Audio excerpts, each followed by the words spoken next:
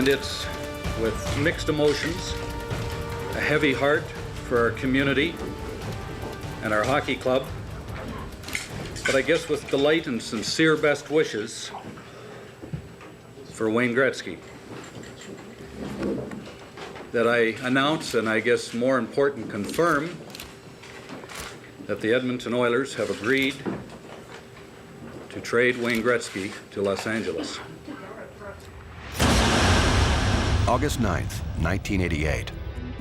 A day that changed the game of hockey forever. The unthinkable had happened. The greatest player in the world, Wayne Gretzky, had been traded. Shockwaves radiated around the NHL. And everyone knew that, good or bad, nothing would ever be the same again.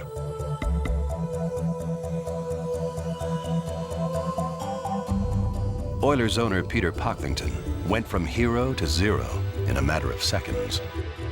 Edmontonians blamed the team owner for trading away their adopted son. The fan backlash in Edmonton, and I'm trying to put a feeling to it, try to relive the experience, but many, many death threats, screamed at, yelled at. Well, Peter was an interesting study, but I don't think he's ever going to make the top 1,000 in favored Edmontonians for most people. And he did bring Wayne Gretzky to Edmonton. Just showing Pocklington that we're not going to take this. Something's got to be done. We'll never forget this.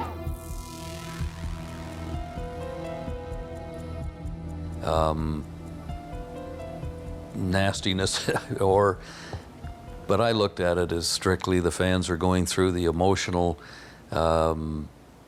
situation that I went through between making the decision and signing the papers. And finally, at the end of the day, I agreed with Peter. We all did the thing, and he said, okay. And I called my bank. They wired the money immediately to Peter. I said, we're done. The minute the wire hits you, we're done. We sent the contracts in, and the trade contracts, and this was, this was very early in the morning, actually, on August 8th, or 9th morning, I guess. And I called Wayne in the middle of the night, basically, and I said, Wayne, the deal's done. And I don't think he believed it either, any more than I did. I was like, really? I said, yeah, it's done. We have to take a flight, get on my plane, and meet me at the airport 6 in the morning. We're heading to Edmonton for the press conference. That's how it happened. Well, so as I said,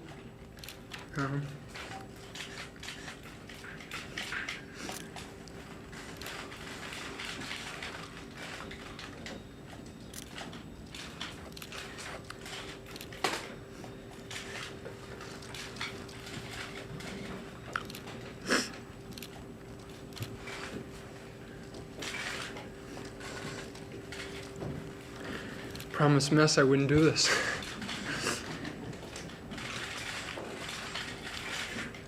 But as I said, there comes a time when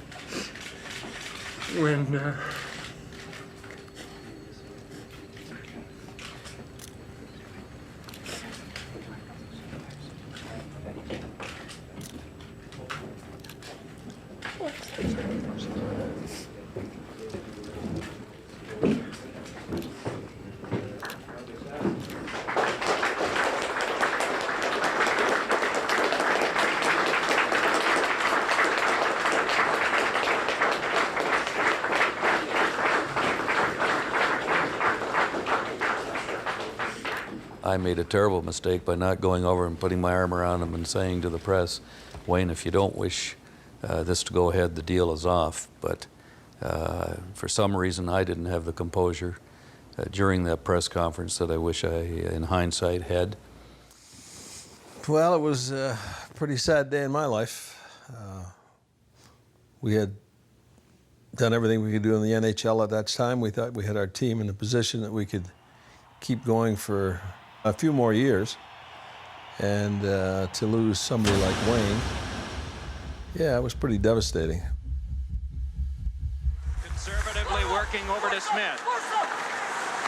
Tikkanen. He's got the touch. Gretzky, score!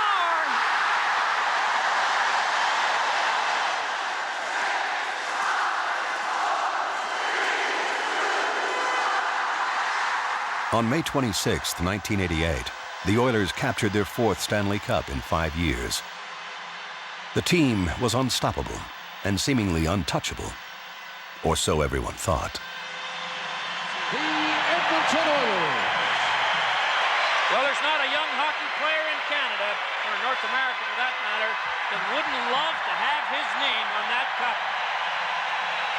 And Wayne Gretzky, for the 4th time in 5 years, hoists it over his head, much to the delight of his teammates.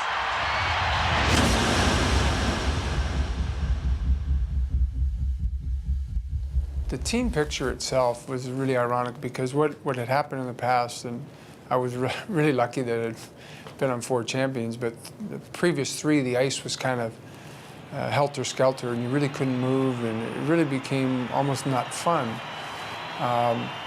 And so going into that last game, we really talked to security about keeping everybody off the ice and just letting the players enjoy that time and be able to share it with each other and share it with the fans. And so the picture itself really happened because we were just out there alone. And I remember the old pictures of the 60s from Montreal and Toronto. I was like, this is something special to have. I didn't really hear about anything until that next morning after we won the Cup. I was approached by somebody who said, you know, there's an opportunity here for you to get traded to Vancouver, and I about fell off my chair, and that's when I first heard about it.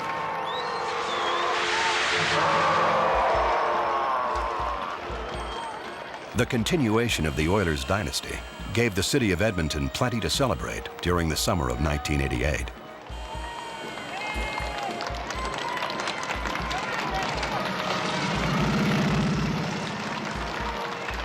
But the party came to a screeching halt early one August morning.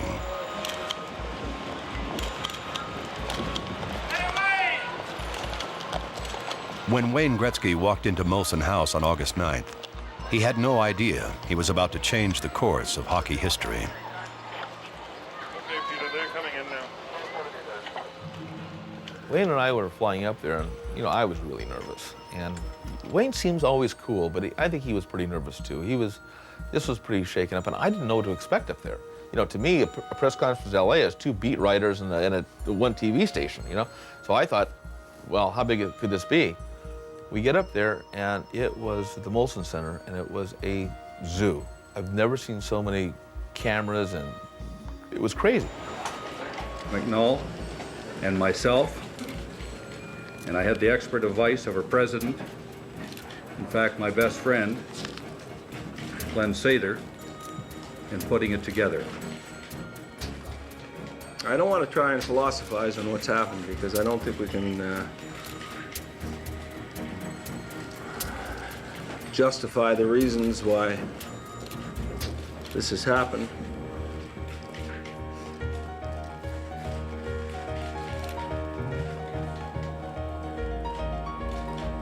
I think it's a shame. I love Gretzky. I think it's obviously a capitalist move on Pocklington's part. And someone who wrote into the Journal put it best. They said, why doesn't he take his wieners down to LA with him? I think it's just, he looks at Gretzky as being depreciating in value, and he's getting rid of him now while he feels he's still worth something.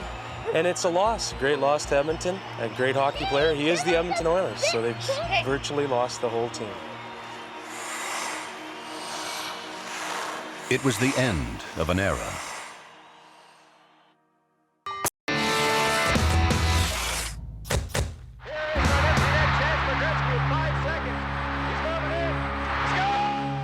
Very happy that get a chance to break the record. You know, it's an honor to break that kind of a record. But, you know, I said it before that, you know, I can only do so much, and the hockey teams have got to be helping each other. And, you know, everybody was looking for me every opportunity they had tonight. And, you know, we wanted to have a chance to bring it home, and they helped me out, and they deserve a lot of credit. And Gretzky has a breakaway. Number 99 in the clear. He scores! off and a shot. Now the puck loose. Here he is, Gretzky. He fakes, spins, and a backhand shot. The great one had become the greatest during the 1981-82 season when he shattered the existing regular season goal record of 76 on the way to netting 92 of his own. He also became the first player to ever record more than 200 points, a feat that still stands today.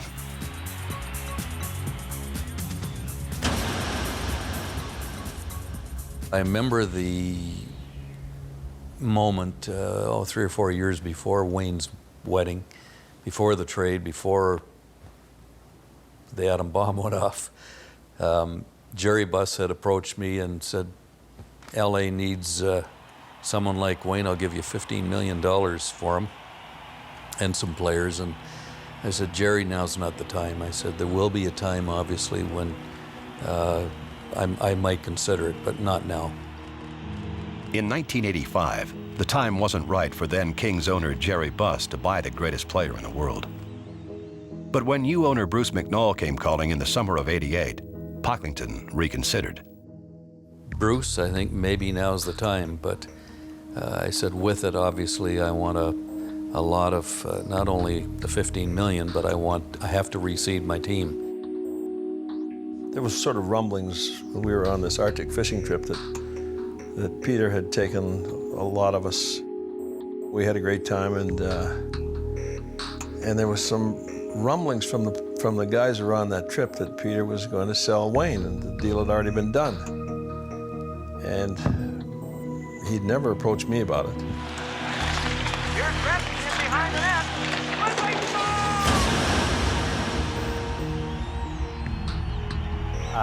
You know, there was some speculation as to Toronto and stuff, but to me, whenever I heard or read any of that stuff, I always thought it's just nuts. You know, that's not going to happen. And I'll bet you. The first time it came across my world was about August 6th. I was ready to spend 2 weeks with him in Los Angeles, just enjoy, do a little training, get ready for training camp. And there was some talk that maybe Peter was trying to trade Wayne.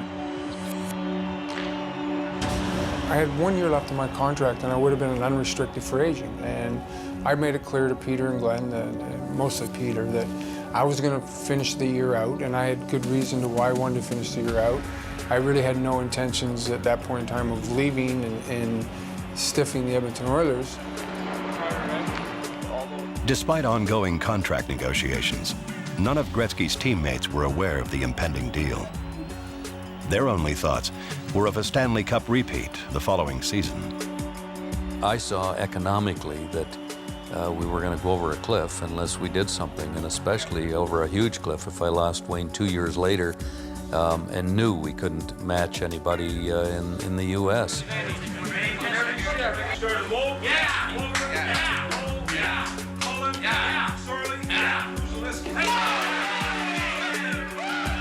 The only person who knew was Craig Simpson was staying with me, and we'd planned this sort of vacation together, and I knew it was coming down, and so the day he arrived, I had to tell him that it was probably going to happen in the next 24 hours. We walked into the condo, and you know, in those days, remember 20 years ago, the answering machines were just sitting on the, on the desk with the phone, and I'll never forget it. Wayne pushed the answering machine button, and the very first message was Bruce McNall. And it was, "Hi, Wayne, it's Bruce, and been talking with Peter and Glenn, and I think we're close to getting a deal done." And I just sat on the couch there with my mouth dropped and just said, "You gotta be kidding me." The deal sent shockwaves through the Oilers organization. Feelings were hurt, and the relationship between GM Glenn Sather and Peter Pocklington became strained. Emotions ran high. We had somewhat of a disagreement on my discussion regarding the deal I'd made with McNall regarding Gretzky. He was not only knew that without Wayne his job would be a heck of a lot tougher, but he was a fan too. We're all fans in our own heart, watching the greatest player that ever lived, day after day after day, game after game. Gretzky up the line. This could be dangerous. Gretzky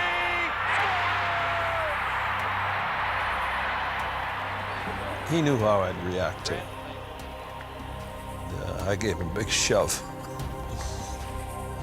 I actually thought about ducking him at that time, but I didn't.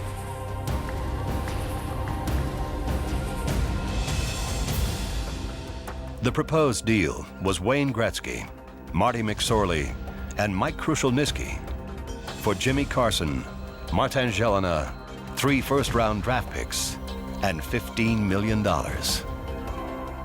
By August 9th, everything was in place. All that was left was the official announcement that a superstar was leaving. And still thought it was a lousy deal. I still do to this day think it was a bad deal. But I also understood that Peter was in a situation where he had to make some changes in his own world, and he owned the team. He understood it at the end of the day and saw my point of view, but I mean, it would be like, well, it was the greatest hockey team that ever was, and all of a sudden you knock the crown off the king's head, and it's pretty heady stuff to think about.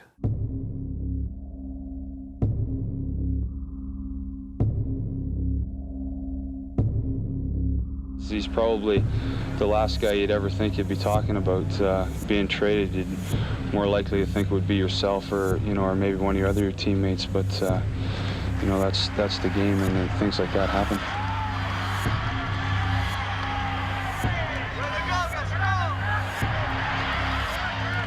First thing Wayne would probably say is that no one player is as big as a team, and although Wayne has been described as the best player in the history of the game, and I'm not going to deny that fact, that the Oilers, I'm sure, will keep moving on, and hopefully at championship caliber. I know Wayne will wish his teammates all the best, and as an ex-teammate, a good friend, and a longtime friend, I wish him all the best as well. The night before it happened, Peter Puckett informed me and told me what was happening, and I just couldn't believe it. I didn't know what to say to Peter. I just more or less thought, I just told Peter that I thought he was making a tremendous mistake, but he owned the hockey club and he was free to do as he chose. But I think I made my feelings quite clear to Peter on the phone. But and the next day it was called and the conference came in. They flew in from LA, and that was it.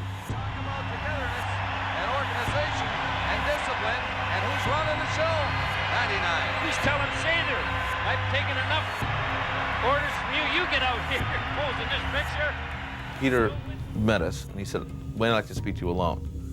And I thought, oh, God, it's the end of this deal again. I knew for sure it was great. By this time, I'd already heard about, the Canadian government, Ottawa, having offered as much money to keep Wayne in Canada and do something that way. And I thought, oh, my God, he's got this money from some other source. He doesn't need this. Peter was taking a lot of heat, obviously. So I said, Wayne, look, you do what you need to do. I understand if you have to pull out. He turns to me and says, I'm an LA King, don't you worry. And he went into the meeting, and apparently they asked him about, does he really want to be traded? Is it okay? And so forth and so on. Wayne said yes. And he came out and he said, let's go, let's do this. And we had the press conference, and that was it. Glenn's always talked about how he tried to talk him out of it. He said, you don't have to do this, Wayne. And this is, in retrospect, it probably was tougher on Glenn than it was on Edmonton, because he was the guy that was left having to totally tear that team apart. Talking to Wayne about it, and I talked to him at the press conference, and we were both really upset about this whole thing. And I asked him flat out, I said, if you tell me that you want this to stop, I'll tell Peter that I'm going to resign and we can go together. And he said to me, no, it's gone too far. Can't go back. Walking in there, Glenn pulled me aside and sat with me for a good hour, trying to convince me and telling me that if we wanted to block the deal, he could block the deal right then and there and it would end. So I spent a good hour talking to him, had a good chat, and I just felt that from both sides' point of view, it was the right thing to do, keep moving forward. And unfortunately, the people who suffered the most were probably the fans. The decision was made. Wayne Gretzky was relocating his office to Los Angeles.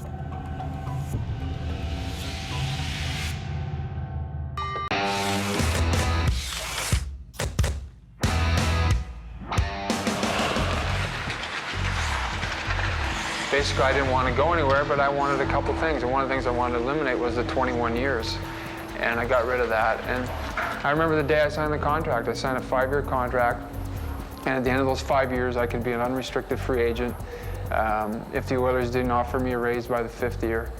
And the day I signed the contract, I said, I've just signed my life away.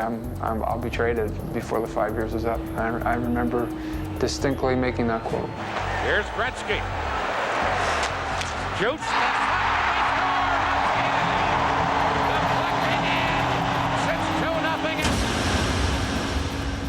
It is home for me, you know, it always will be, and it's a tough thing to go through. You know, I've said this many times, when you play in Edmonton, you know, you look around the arena, you see the same people in section 14 and row 10, and, you know, they become like friends almost. And so I spent 10 good years there, and like to think that I played hard every night, and it was very enjoyable. They treated me with nothing but respect, and I like to think I played hard every night. So that was difficult leaving, and I always say that. And still to this day, I always love going back there and visiting friends. I still have great friends from those years, and very enjoyable. The summer of 1988 wasn't all about hockey. On July 16th, the Great One married actress Janet Jones in an elaborate wedding ceremony. Gretzky fans flocked to take in the wedding of the century. Soon after, it was announced the Gretzkys were expecting their first child. Well, it was a hush. Edmontonians were thrilled for the Gretzky family. 3 weeks later, it was a different story. Anyone involved in a committed relationship who wants to have a family knows that change are brought about by marriage. This is why, despite a tremendous amount of trepidation, I truly understood when Wayne approached me and asked himself to be traded to the Los Angeles Kings. He wants to spend more time with Janet and begin their family life under one roof and in one city and be able to call it home. I don't think so. I think that's unfair to try and blame her for something that happened in the business world. Peter is he's a pretty dramatic kind of a guy, and for who knows what the reason was. I just never thought it'd ever come to reality. And I'd been around Peter a lot. He loved the glory of that team. He loved the team. Well, I never believed that it was Janet. I mean, from the minute I found out about it, to me it was clear that it was Peter Pocklington and his financial world collapsing, and we had a lot of evidence after that backed that up.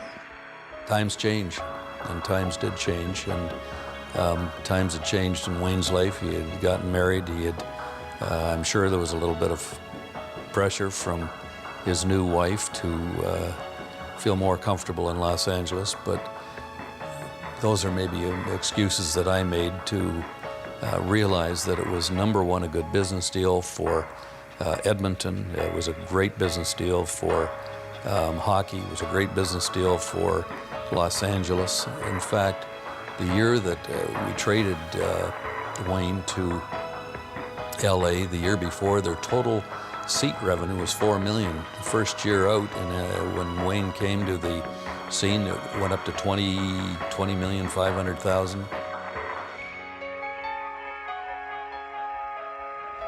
Personally, I think there's something fishy about the whole deal. I think it had a lot to do with Pocklington and his wife being, wanting him to go to LA.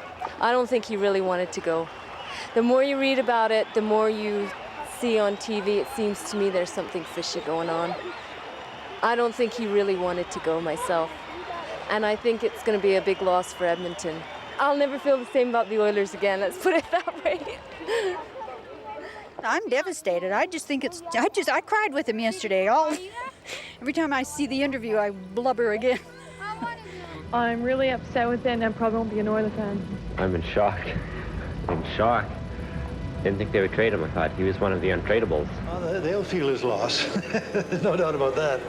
I think it's a great idea. I like Gretzky. He's been fantastic for Edmonton, but I think it's going to make him happy, and I think it's going to keep the team fresh. You know, I guess I'm the ultimate company man because although it's, you know, looking back in hindsight, it was a tough time.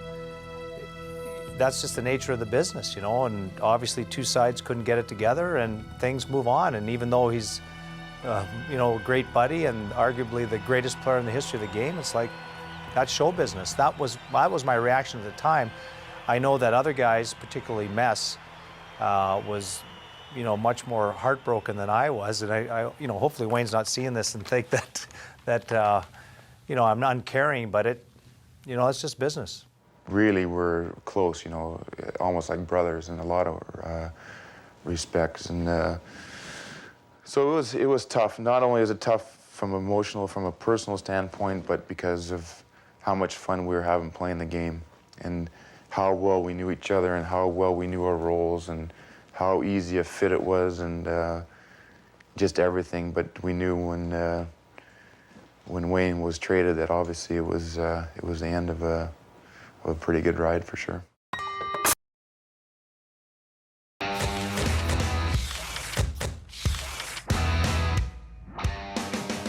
That made it a business. And I think for our players in Edmonton, it was the shock of how could you trade Wayne Gretzky? And I know players around the league who aren't a part of that, who hated the Oilers or hated playing against that, were like in total shock. And if you look at the financial side of the business after that, it's clear that it turned the player's mind to, if you can trade Wayne Gretzky, I better protect myself and take the most I can and make the best deal. And if somebody's offering 20, 30% more, I might just want to take it. Definitely changed to a business that day. Shortly after the Edmonton news conference, Gretzky flew to Los Angeles.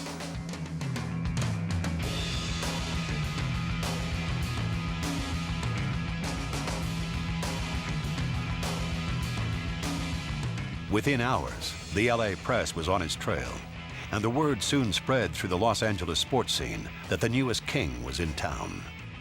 Reaction from the locals was immediate.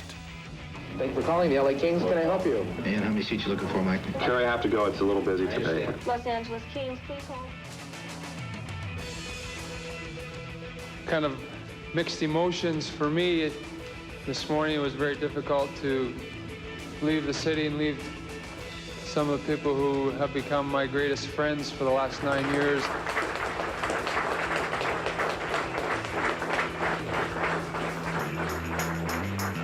I wanted to get paid fair market value, and I felt like I owed it to myself to do it, and I felt like I really owed it to my teammates. At that point in time, there was guys making $1 million plus, and we were making $250,000, $300,000, and I just felt from a business point of view, I needed to take that step. And as I've said to people, I understand now why Peter made his decision, and he made a business decision too, and I totally understand that.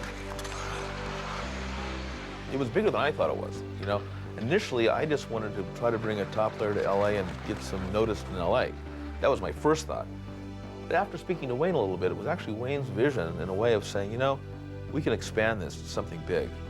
I think he said, you know, let's try to do some exhibition games, which we did in '88. We went to even Caesar's Palace in Vegas, you know, to do an outdoor game in 100-degree heat to try to promote the sport. When Wayne started thinking this, I began to really dig in deep as how big this thing really was and the impact it would have. At the time of doing it, I don't think I really got it. Looking back, yeah, now I see it had a big, big impact. I don't think he ever really realized the consequences it would have, you know, the long-term effect that it would have, the animosity that it brought to the team and to the organization, and what it was going to do for LA. And you know, you can think it was a great thing for which it was a great thing for LA. It really opened the doors in the United States, and there was lots of ways you could rationalize it. But I mean, what it did to our team and our people in the organization, and to me personally, I mean, how it affected all of us, and how everybody was so devastated by something like that happening. I mean, you trade the one real, true superstar of that era. And that's a tough one to swallow. The Oilers came to training camp as defending Stanley Cup champions, but the residual effects of the trade cast a long shadow over the organization. There's going to be a lot of turmoil around here, obvious turmoil over what happened this summer. But I think that's something that everybody can overcome and deal with themselves. When you get right down to the end, it's still what happens on the ice. Wayne's irreplaceable, but at least he, you know, he'll be happy in LA, I know that, and I'm happy here. It was a unique opportunity for a lot of players to get a lot more ice time and get a lot more leadership role, and I think we have the kind of character hockey players on our team that'll take that role and really go with it and really do a heck of a job. They always have public training camp. Everybody's curious.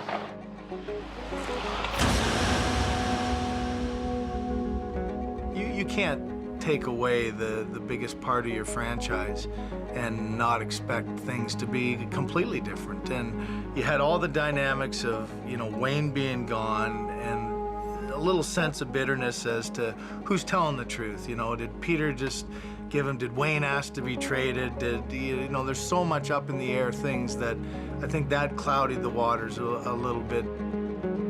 The dismantling of that team, you know, the emotions involved in that, not just with the people involved, but just with the entire city. I think that was, you know, just such an unbelievable emotional thing. The match at the back of the net. That loose, set it in front. Keegan scores! He shoots, scores! Beautiful! McKenna shot, scores! Stanley Cup champs 4 times in 5 years, but we didn't look like it and we didn't play like it. And I think in credit to Slats for, you know, staying on and trying to keep pushing us like he always had.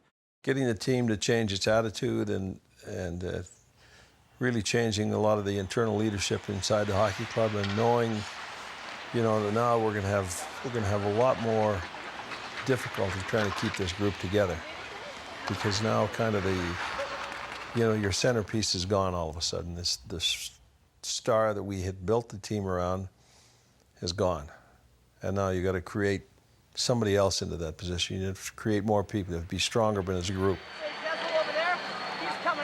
And we had a lot of strong people, and they worked hard and played hard, and you know, everybody knows what happens, but it's still very difficult to try and get people to adjust to what did happen. I've obviously, as every human has gone through life, we've had all kinds of losses, but as long as you don't let the losses affect how you feel about yourself, as long as you believe that that's all it was a loss, you got to quickly jump up, wipe off your knees, and keep crawling, keep charging, keep moving.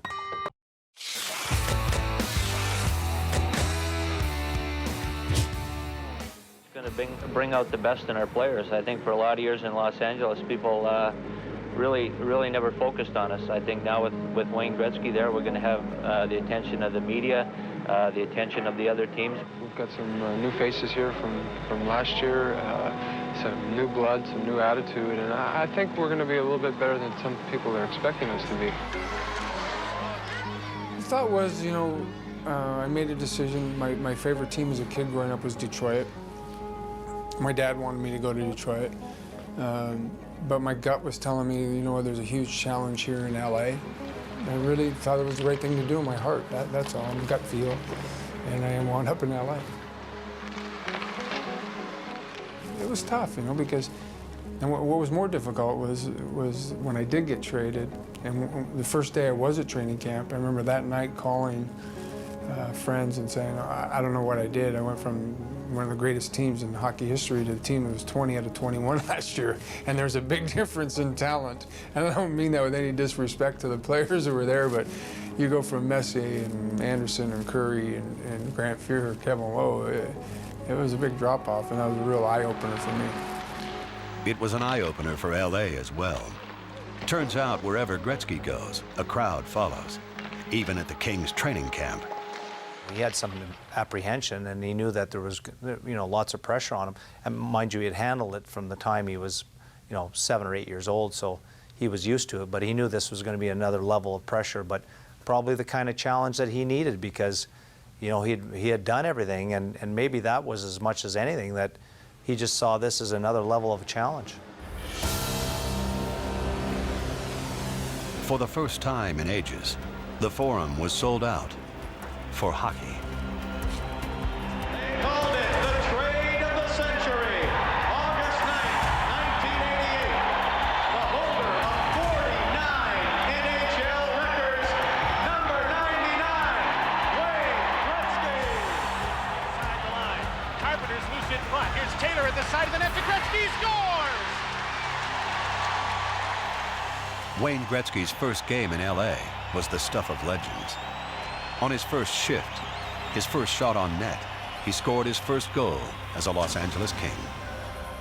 You're talking about the overall impact, the instant sort of success of the Kings once again, and Wayne just sort of carrying on where he left off in Edmonton, and the celebrity status and profile that the Kings all of a sudden had in Los Angeles and some respects the United States was just phenomenal. In front to Robitaille, save, score! Wayne Gretzky! In front, Gretzky, Wade, shoots, score! He's all alone, in front, he shoots, he scores!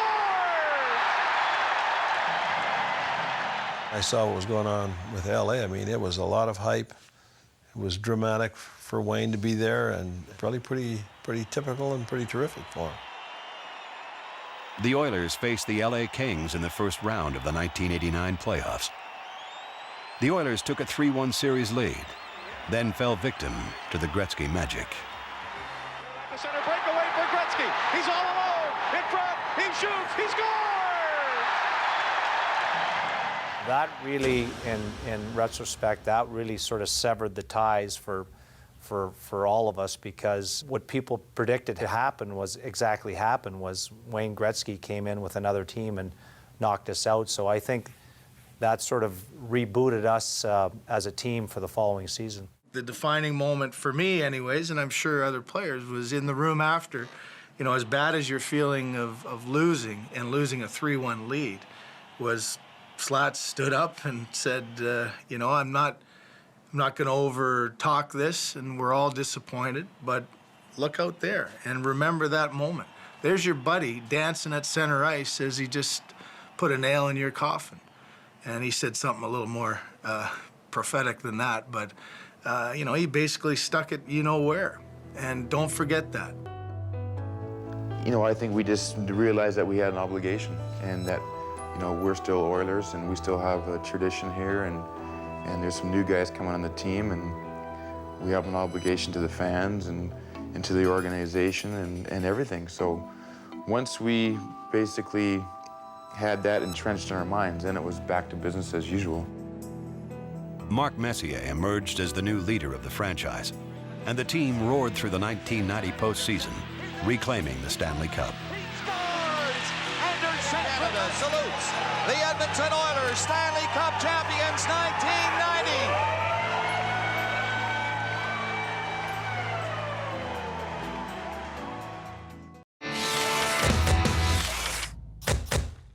Everywhere we went, we were expected to win because we had Wayne Gretzky on our team. And although I think at sometimes that's a lot of pressure, I found that pressure intoxicating, because everywhere we went, we had a sold-out building. Even in cities that didn't necessarily draw a lot of fans to hockey games, we had sold-out buildings. We took our road show during the exhibition all around North America to sold-out rinks. And you look at our team and how we changed and how we grew. We only went to the finals one time in '93, but I think leading up to it, had we had the ability mentally to play a little bit better against the Edmonton Oilers, they always knew how to win. We were learning how to win. I think that we had a Stanley Cup contending team for about 4 or 5 years there, and it's still hard, and we were able to get to the finals once, fortunately lost, but we had a pretty darn good team, and Wayne gave us immediate respect. Overnight, the Kings had become the NHL's top road draw. Their TV audience skyrocketed. Casper along the boards. Into Gretzky, he scores! Wayne Gretzky ties the game with 49. It was crazy, I remember. But like, you know, I think the fact that we were winning, everybody wanted to come and see our game. Tom Hanks, Tom Cruise, I mean, you name him, and he was bringing them to the games, and it was fun for the players. I mean, after every game, their locker room was so crowded, we couldn't move. The press box in Los Angeles is carved into the stands. And, I mean, you're right in the middle of that where all the rich and famous people stay there. John McEnroe, the tennis star, Tony Danza. Diane Cannon. It was Hollywood. Well, when it actually happens, it'll probably be real fluky, and by the time my daughter's old enough, it'll be an end-to-end rush. When you bring in a superstar, LA responds to superstars. Watching the Lakers today, they have some superstars. That's what Bus fills his arena with. And you've got to have the superstars in LA for anybody to come out, and Wayne did that. As I say, the economics of the game changed on his arrival. Gretzky's success in California wasn't just on the ice. Away from the rink, hockey was everywhere. When would a Los Angeles King have been on the cover of Sports Illustrated other than that being Wayne Gretzky? And I think that was the amazing thing of, you know, Wayne looked like an everyday person, but when they saw what he did, you know, and perfectly on script, does exactly what you would expect him to do and make hockey a big thing. It really, when he got to Los Angeles, just opened up another avenue of opportunities, and Campbell Soups put him on, the first human being to put him on 55 million labels of soup. Coca-Cola put him in the first ever network 3D commercial in United States history. It aired on the Super Bowl. There were a lot of things like that. He had his own Saturday morning NBC animated television series with Michael Jordan and Bo Jackson called Pro Stars. You know, he was having fun and at the same time building the sport, promoting the National Hockey League, and you know, the things that came along in the off season, the likes of hosting Saturday Night Live and things like that. He did them with tongue in cheek just because he knew it was good for the game and good for the Los Angeles Kings. I'm not done yet. You know I'd be back, didn't you? Didn't you? I'm ecstatic about it. I mean, it's one of my great thrills. I mean, that kids want to play ice hockey in California and Arizona and Texas.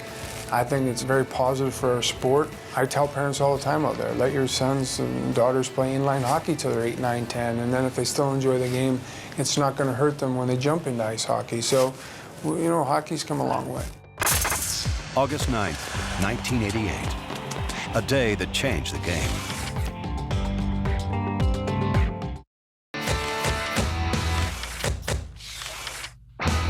The seeds were sown for a new generation of hockey players. And we are starting to see that today. We're seeing California kids being drafted in the National Hockey League. We're seeing California kids being drafted in the Western Hockey League. But if the NHL is ever going to be, you know, a recognized top sport in the United States, it's got to come from the grassroots. And kids playing in Southern California and playing in Texas and playing in Florida in future years will be the result that the NHL is respected the way the other leagues are, because they played the game, and then as a consequence, when they're in their 20s and 30s and 40s, they'll want to take their kids to the game because they had a passion for the game. And Wayne Gretzky going to Los Angeles did that for hockey in the United States. I mean, there's a lot of hockey being played in that state today. And I think that's, in big part, to Wayne being there. He publicized it. Today, as coach of the Phoenix Coyotes, Wayne Gretzky continues to live and change the game of hockey.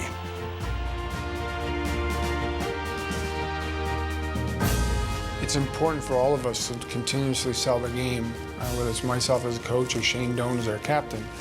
The game itself is always going to be bigger than any individual player, but when you get guys like Zetterberg and Crosby and Ovechkin doing what they're doing and the way they understand what they have to do to help sell the game off the ice. It's nothing but a positive for our sport. And right now, I think our sport is bigger and better than it's ever been.